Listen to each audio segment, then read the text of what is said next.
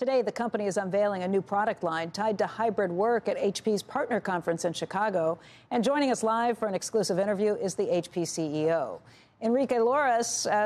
Enrique, thanks for being here this morning. Let's talk a little bit about this, because we were just debating whether hybrid work really is here to stay. What do you see in terms of demand? What do you see in terms of companies wanting products that will help them with workers who are working anywhere? So first of all, thank you for having us here. It's a very exciting day for us here in Chicago.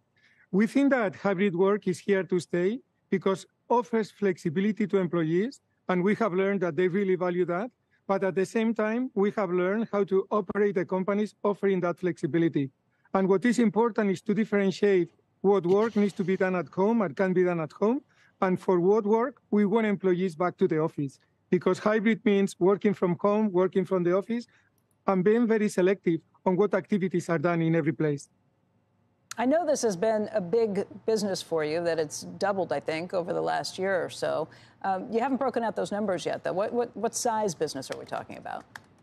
We have not disclosed the numbers, but let me tell you that as we look at how work is going to continue to evolve in the future, the opportunity that we see not only in transforming our current portfolio, offering better functionality in our PCs, in our printers, but also extending and expanding into new areas like headsets or video conferencing systems, is a great opportunity for us to grow. Just think about video conferencing rooms. Our estimation is that there are around 90 million rooms in the world. Only 10% of them have video conferencing systems. This percentage is going to increase dramatically. That's a very significant opportunity for us that we can use also to deliver new innovation and new customer experiences to our customers. Let's talk about the health of the consumer and the health of companies right now. Consumers really kind of flocked to HP and were buying a lot. There was probably some sales that were pulled forward during the pandemic as people needed new PCs. In the last quarter, you reported sales were down by about 18.8%. That was better than the street was anticipating, a lesser drop. But consumer PC sales were down by 36%. How are consumers feeling right now? We hear about this talk about recession. We hear about consumers pulling back, at least in some areas, maybe not on travel and on experiences, but certainly when it comes to products. What are you seeing?